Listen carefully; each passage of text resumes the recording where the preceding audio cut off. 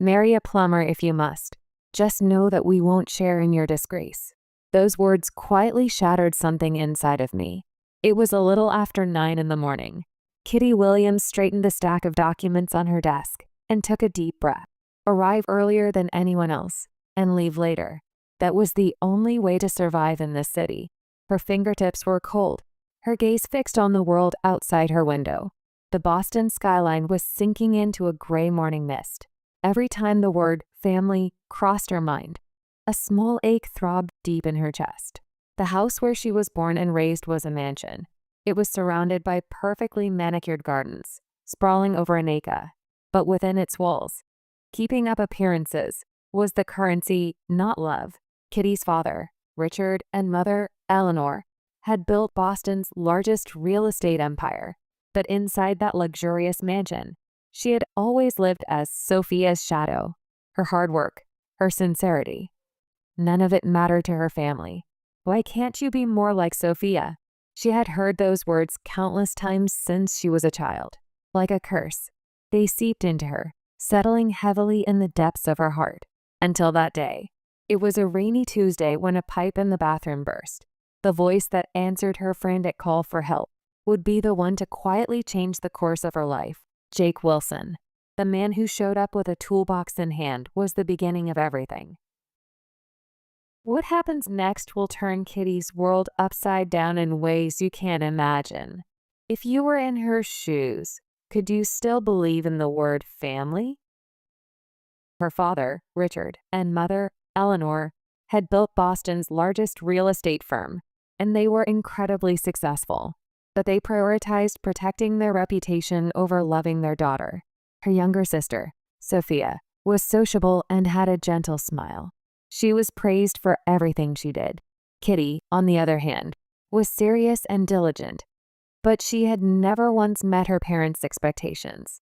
Her father, Richard, was always surrounded by thick contracts and documents. On his desk sat a metal plate engraved with Williams Real Estate Development. The Boston newspapers frequently featured articles about his company's success. Her mother, Eleanor, was a fixture of the social scene.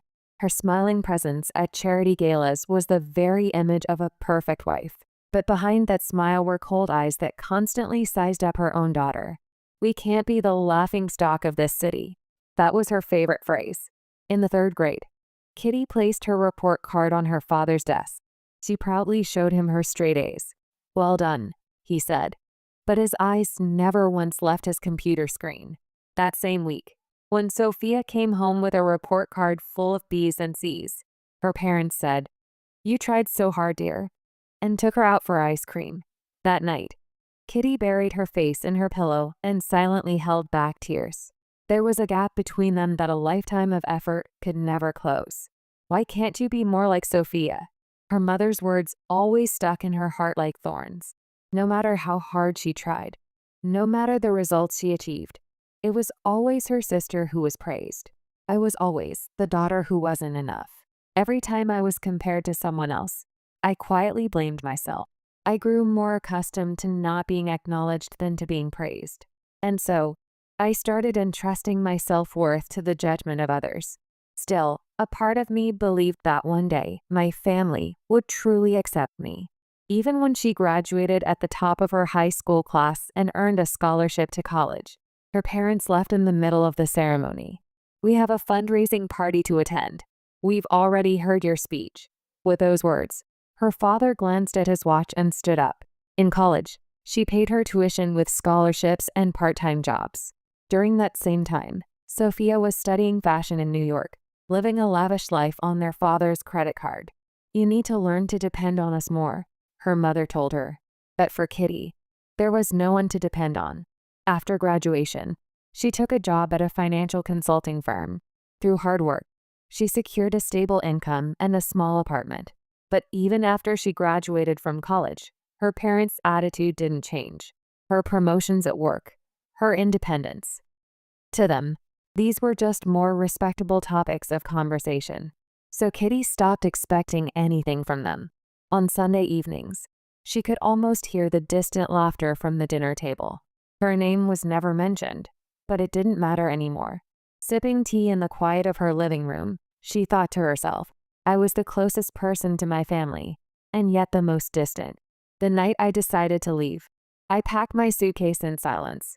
My heart pounded every time I heard my mother's footsteps on the stairs. But as the sound faded, a strange lightness filled my chest. Even if I lose my family, I will still have myself. I repeated those words to myself over and over. I rented a small apartment on the outskirts of Boston. It was old, but the room, filled with furniture and dishes I had bought with my own money, was the first place I could truly call my own. On weekends, I'd read at a nearby cafe, and at night, I'd cook pasta in my small kitchen. The time spent without worrying about anyone's judgment slowly healed my heart. It was far from a luxurious life, but for the first time, it was a space where I could feel free. I stopped going to Sunday dinners, and my relationship with my family became just a formal monthly call. The number of nights I let the phone ring unanswered grew, but that silence felt more honest than any conversation we ever had.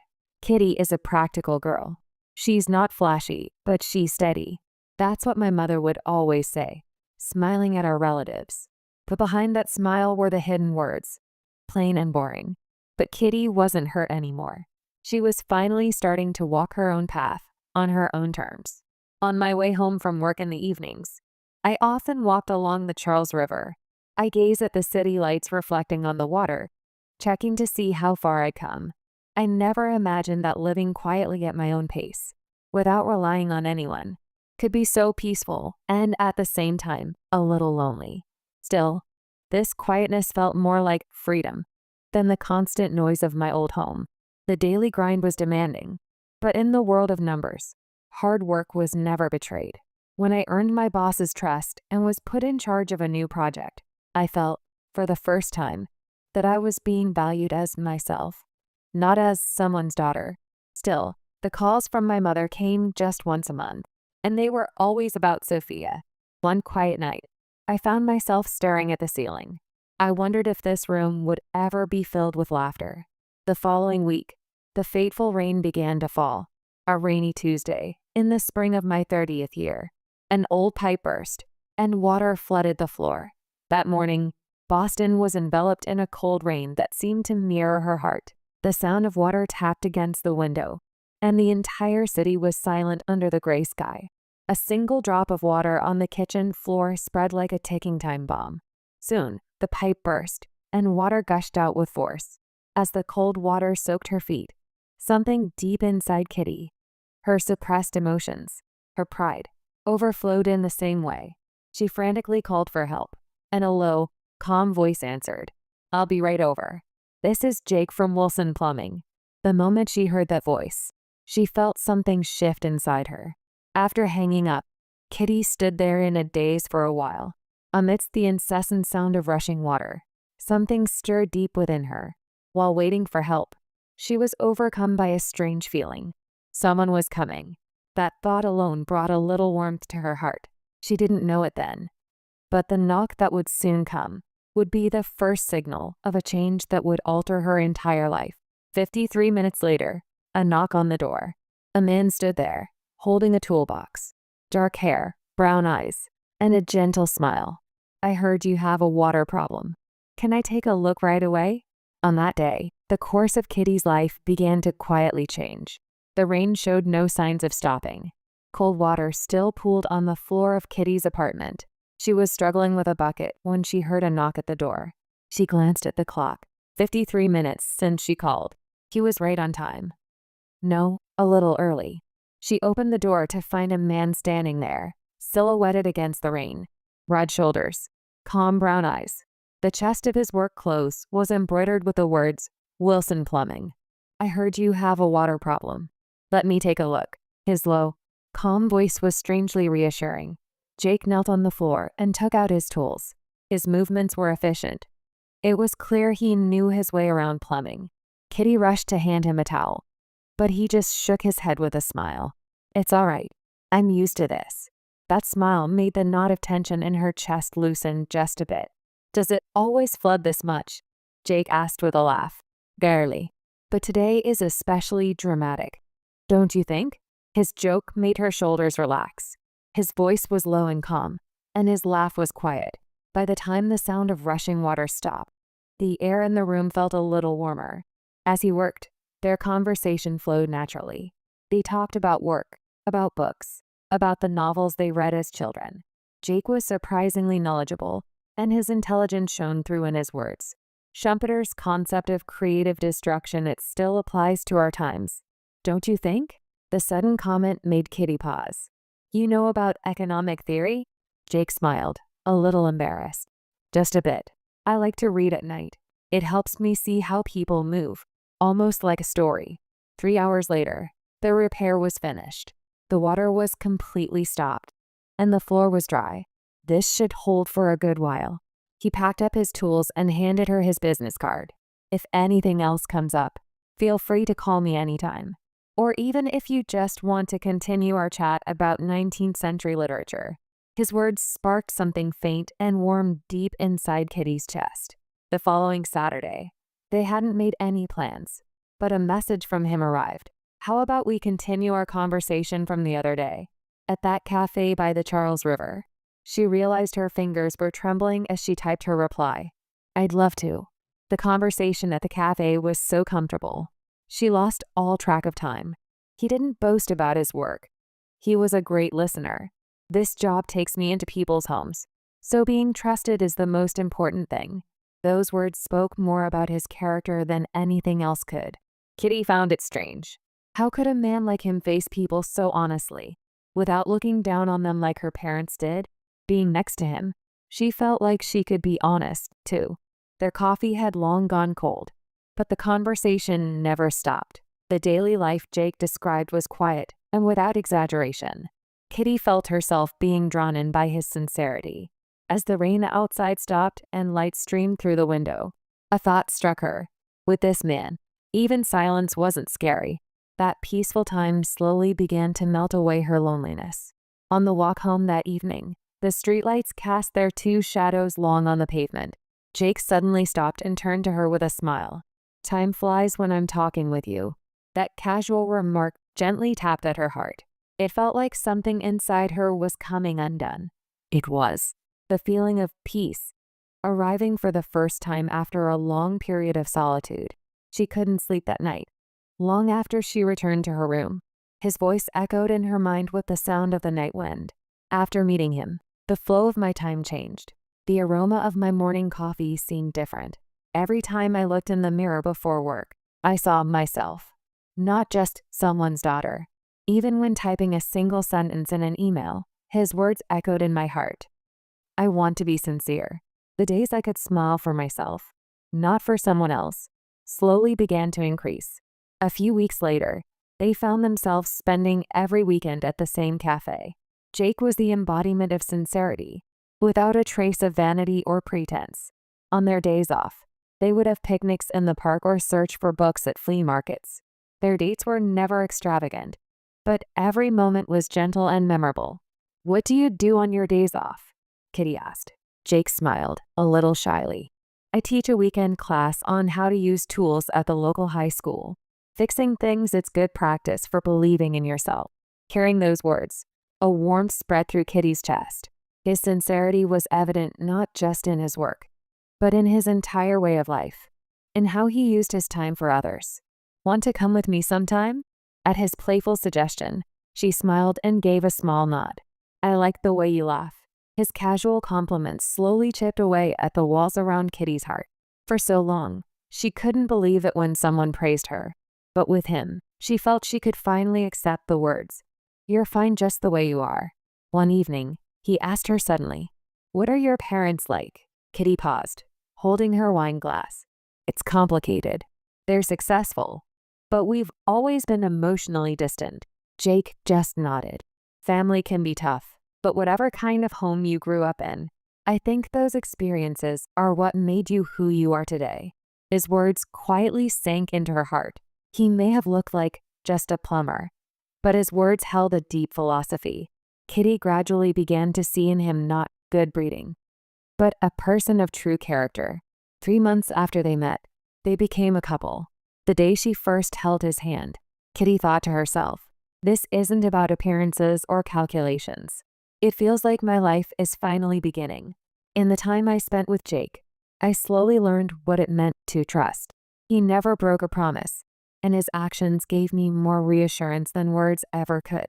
I used to think that relying on someone was a sign of weakness, but after meeting him, I learned for the first time, true trust isn't about controlling someone or binding them with expectations.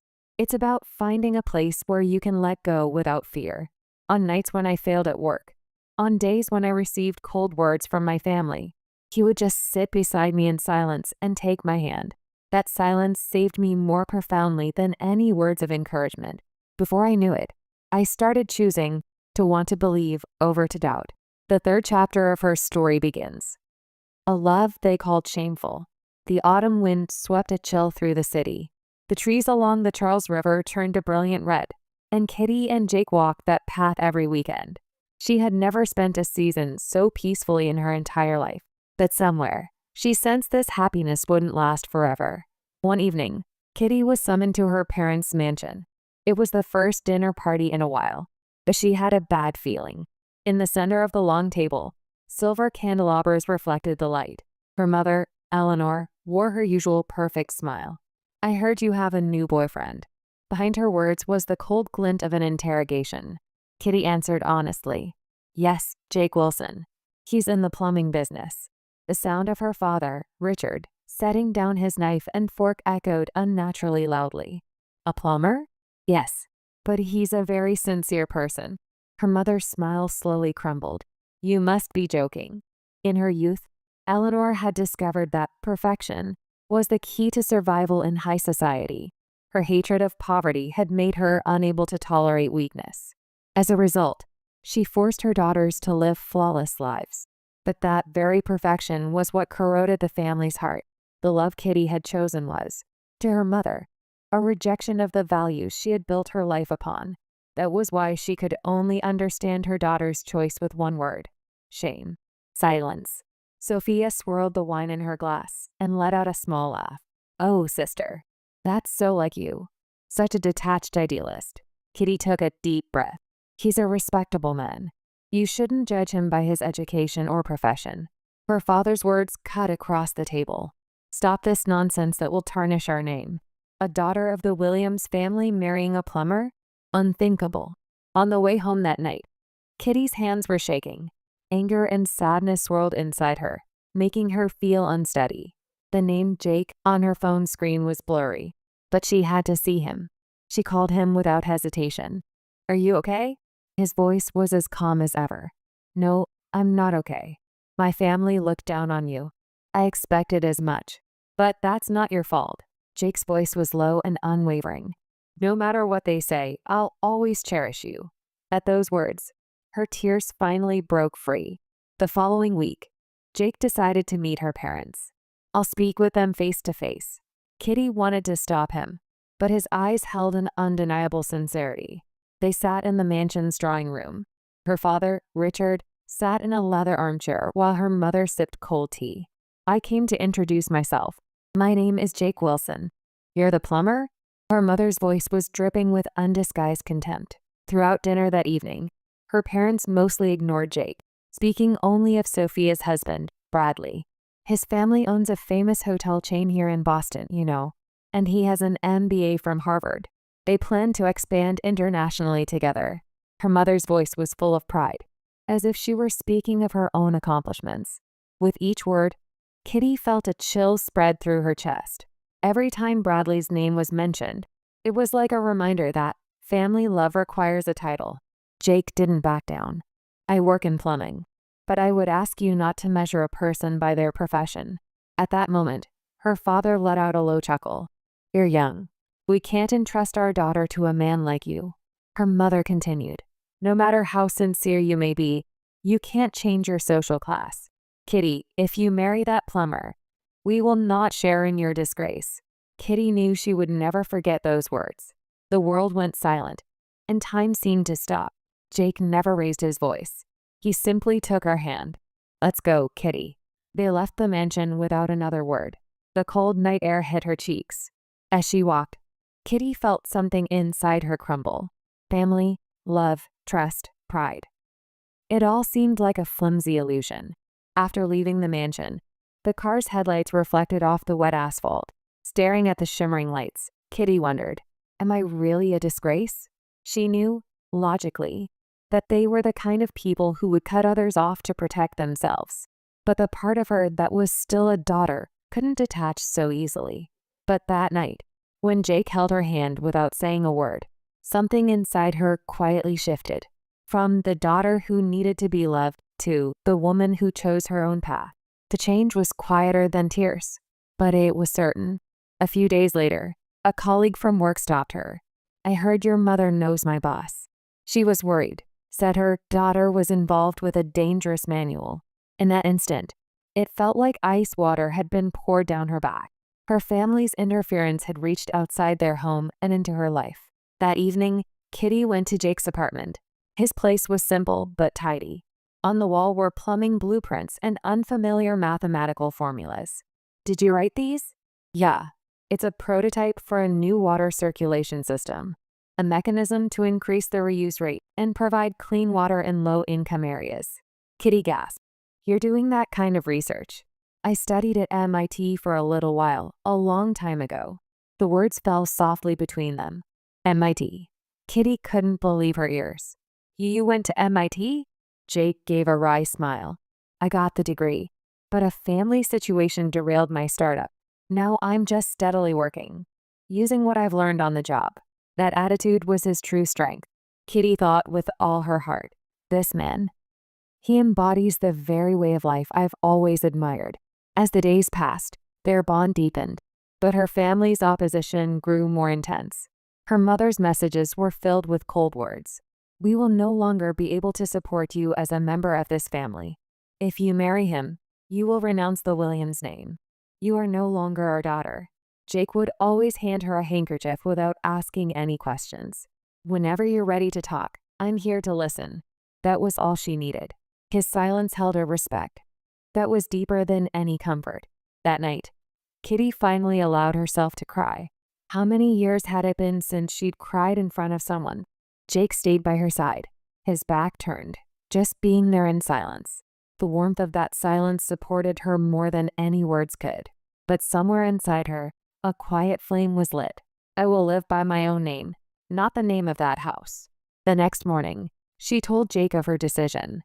I don't care if I lose my family's support. I want to build a life with you. Jake looked at her, a little surprised, and then quietly pulled her into his arms. I will protect you too. That winter, they were married in a small chapel. The seats reserved for her family were empty, but Kitty felt a solid warmth beside her. After the ceremony, Jake slipped a small ring onto her finger. This is the future you chose, he said. Not mine. It's a symbol of your freedom. Kitty nodded silently. Outside the window, snow had begun to fall.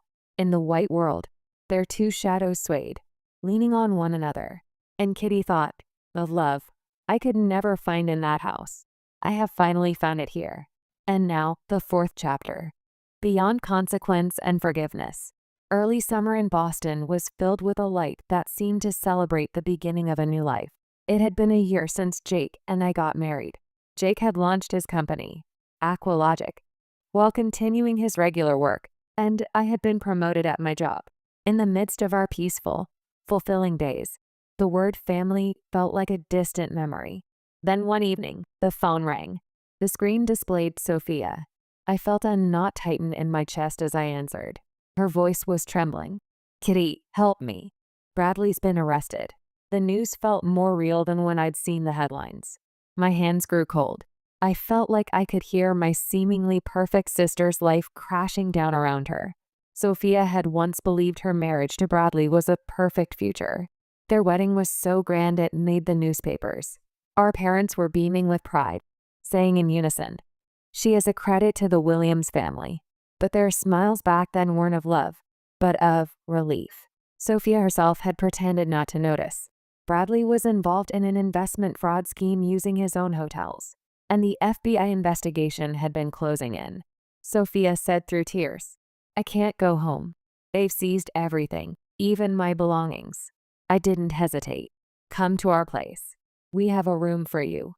After hanging up, Kitty couldn't move for a moment. Should she extend a hand to the family that had looked down on her so much? Her mind screamed, no. But a different voice spoke from her heart. Still, I don't want to turn my back on someone's pain. In that moment, she felt as though she had forgiven the person she used to be within that family. The next day, she appeared with only 2 suitcases. The tear stains on her face made her look like a different person from the proud sister she once was. I left everything to him. I didn't know anything. Her words held regret, but also a hint of relief. It's okay now, I said. No one has to live for appearances here. At first, Sophia was bewildered, but soon, she began to notice the sound of a husband and wife laughing as they washed dishes side by side in the kitchen, the quiet happiness of reading books together at night, the comfort of a world where no one was competing, where no one was lying. One evening, after a little wine, Sophia murmured, "You two, you're really happy, aren't you?" I smiled. Yes, when you can love a person, not a title, happiness becomes simple. After a while, she slowly regained her composure and started helping with chores. As she was washing dishes one day, she murmured, "You two seem so genuinely happy." "We are." She smiled quietly at my answer. So this is what happiness without appearances feels like. But our parents were a different story. Fearing the scandal, they completely cut ties with Bradley and treated Sophia as someone to keep at a distance. As a result, they themselves got caught up in the fallout, and their company's reputation plummeted. A few weeks later, a business magazine headline read, "Williams' real estate development in ruins. Executives resigned, loans were pulled," and on social media, a photo of my mother circulated with the caption, "Hypocritical philanthropist." As Kitty stared at it, she was surprised to find no tears came.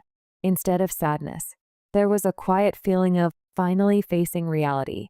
My father lost several projects, and my mother disappeared from the social scene.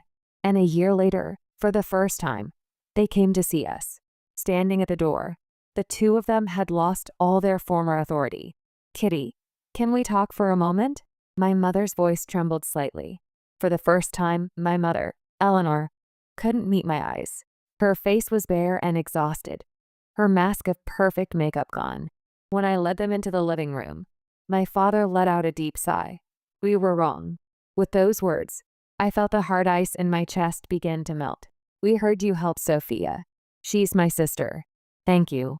Those words from my father resonated more deeply than any praise he had ever given me. My father spoke quietly. "I thought money and fame were the foundation of a family. But the truth is," my mother, as if searching for his next words, continued, "you showed us what love is really supposed to be." Tears didn't come, just a warm feeling that filled my chest. I have no intention of living by someone else's standards anymore. But if you want to change, we will welcome you. My mother nodded. I'm so tired of being perfect. I was the one who was shameful, forever thinking of you as a disgrace. That day, the dinner on the table was a simple pasta Jake had made. There was no expensive wine, no silver cutlery, but there was laughter. There was conversation. It was the moment our family was quietly reborn. My mother continued, "We were so worried about being seen that we may have lost sight of the meaning of life." Her words squeezed my heart. The anger was gone. There was only the understanding I had found at the end of a long journey. It wasn't until we lost everything that we realized family isn't about titles or success, is it? I spoke slowly. Forgiving isn't easy, but I think we can start. Jake nodded quietly and squeezed my hand. We're moving forward. If you truly want to change, we can start from here together. From that day on, we slowly began to rebuild our family. My parents started therapy and re-examined their past values. Sophia also found a job in marketing and began to stand on her own 2 feet again. Outside the window where snow fell gently, I leaned on Jake's shoulder and smiled. The pain of the past was now just a part of my story. I watched the snow through the window and smiled quietly. The courage to choose love was the most certain victory of all. 3 years have passed since that day. We bought a small house in the Boston suburbs. It was old, but it had a south-facing garden, and from the pipes Jake had fixed with his own hands, clear water flowed in every season. For him, And for me, it was a house that symbolized our lives. Jake's company, Aqualogic, is now his full-time focus. His technology was not only improving the city's pipe network, but was also gaining attention as a low-cost system for providing clean water. I also started my own economic consulting firm, and we built our lives together, working side by side. Sophia often came to visit on weekends. After her divorce, she started a small advertising agency on her own, and she had regained a smile that no longer hid in anyone's shadow. One day, as we were drinking herbal tea in the garden, she said, "You're so different from the person you used to be, sister." I laughed and replied, "I think I'm finally living a life of happiness I chose for myself." Hearing those words, Sophia was silent for a moment. Then, she murmured, "I hope I can meet someone who makes me smile like that one day." Her voice no longer held envy, but a hint of hope. Our relationship with our family also changed, little by little. My father let go of his old company and now works as a community volunteer. My mother teaches cooking at a small church. Instead of seeking perfection, they have found happiness in being useful to others. That change was the greatest gift of all. One evening, after dinner, my mother said, "This house feels warmer than the first time I came here." I smiled. "It's thanks to the pipes Jake installed. The hot water flows differently." My mother smiled back. "No, it's not just that. It's love that's flowing through this house." 6 months later, I became pregnant. When she heard the news, my mother's voice cracked over the phone. "You becoming a mother. It's like a dream." A few days later, a small blanket arrived, one my mother had chosen with a wish for the baby to come. The love that had once been covered by appearances finally held a genuine warmth. On the day I gave birth, snow was dancing outside the window. Jake held my hand tightly and said over and over, "You've got this. You're strong." Between the pain and the hope, I understood the weight of life for the first time. The moment I heard that first cry, tears streamed down my cheeks. As I held that tiny life in my arms, a voice whispered in my heart, "You don't have to prove anything to anyone anymore." The day I came home from the hospital, Sophia arrived with a bouquet of flowers. "Let's be extra gentle with this one, for the both of us." I nodded. "Yes, I want to teach this child about love, right from the very beginning." A few years later, a swing set stood in the garden, and my mother was tearing up as she held her grandchild. "I can tell these children, 'I love you,' with no conditions attached." I nodded quietly. "Yes, and that's what I wanted to teach you too." The wind rustled the curtains, and from the back of the living room, I heard Jake's voice. "Snack time, my little scientists." My mother laughed beside me. There was no mask in her laughter anymore. In that house, no one smiled for the sake of appearances. A bond connected not by blood, but by choice. A love built not on pride, but on understanding. I finally knew happiness isn't something you prove to others. It's something you feel quietly for yourself. And I whispered in my heart, love isn't about being right. It's about having the courage to keep going. Outside the window, the snow had begun to fall again. The world was white, quiet, and endlessly gentle. What does true happiness mean to you? Please share what you felt after listening to this story in the comments below. And if this story resonated with you, please like and subscribe.